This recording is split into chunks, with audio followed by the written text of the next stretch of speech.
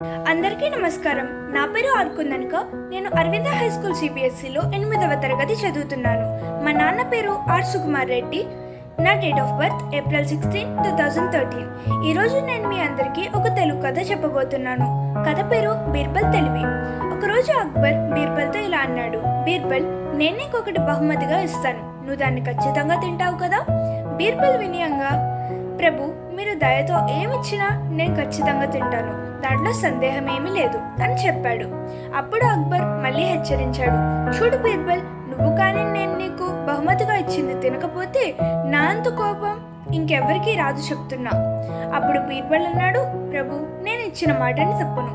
మీరు ఏం బహుకరించినా నేను ఖచ్చితంగా తింటాను అని మళ్ళీ నవ్వుతూ చెప్పాడు.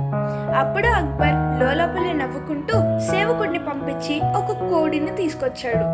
బీర్బల్, ఈ కోడిని నేను నీకు బహుమతిగా ఇస్తున్నాను, నువ్వు దీన్ని తినాలి అని అక్బర్ నవ్వుకుంటూ చెప్పాడు. అప్పుడు బీర్బల్ ఖచ్చితంగా తింటాను ప్రభు అని చెప్పాడు.